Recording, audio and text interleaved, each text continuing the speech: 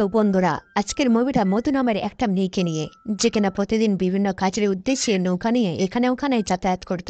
এরপর একদিন রাতে যখন মধু শুয়েছিল, তখন হঠাৎ তার পেটে প্রচুর যন্ত্রণা শুরু হয়। তার এই যন্ত্রণা সকাল হওয়ার পরও চলতে থাকে। তখন সে গলা পর্যন্ত নদীর জলে গিয়ে ডুব দেয়। এমনটা করার ফলে সে একটু আরাম বোধ করে। কিছুক্ষণ পর সে নিজের পোষা হাঁসগুলোর ঘরে গিয়ে দেখতে থাকে যে তারা আজ কটা ডিম পেরেছে। এরপর সে সেগুলোকে কালেক্ট করে নেয় আর তারপর নদীতে গিয়ে ঝিনুক সংগ্রহ করতে থাকে।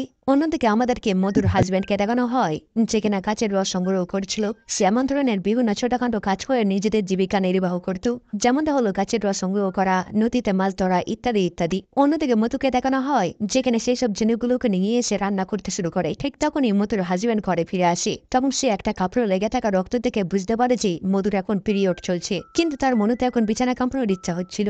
এরপর মধু সেই সমস্ত হাঁসের ডিমগুলোকে নিয়ে বাজারে বিক্রি করতে বের হয়। ঠিক তখনই তার স্বামী এসে তাকে বাধা দেয় আর তাকে জোর করে ঘরের মধ্যে নিয়ে যায়। এর ফলে মধুর মাথায় থাকা ডিমের ঝুড়ি নিচে পড়ে যায়। এরপর সে মধুকে ঘরের মধ্যে নিয়ে গিয়ে তার সঙ্গে জোর জবরদস্তি করতে শুরু করে।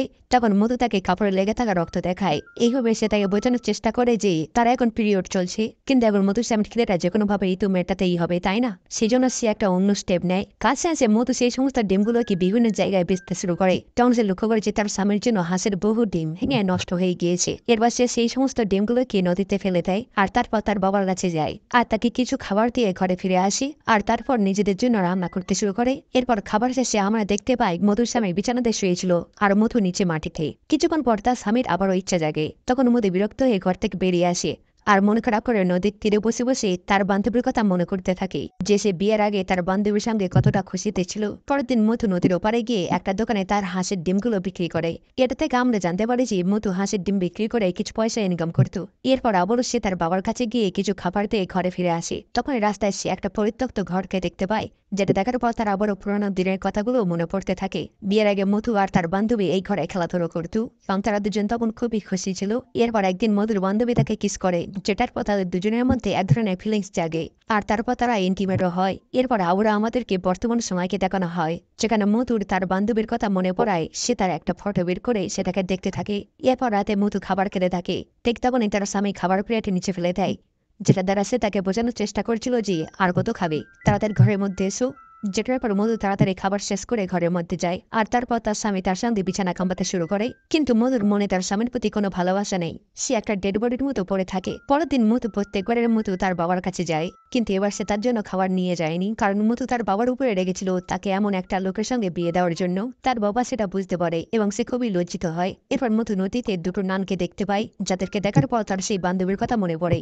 যেটার পর সে তখন ঘরে ফিরে যায় আর তার বান্ধবীর কাপড়গুলো বের করে খাদ্য থাকে এবং তাদের সেই সব পুরোনো দিনের আনন্দের মুহূর্তগুলো মনে করতে থাকে। মধুর তার এই জীবন অতিবাহিত করতে করতে ক্লান্ত হয়ে পড়েছিল এবং ভাবতে থাকে যে এটাই কি তাহলে আমার জীবন? আমার জীবনে আর কখনো কি সুখ ফিরে আসবে না?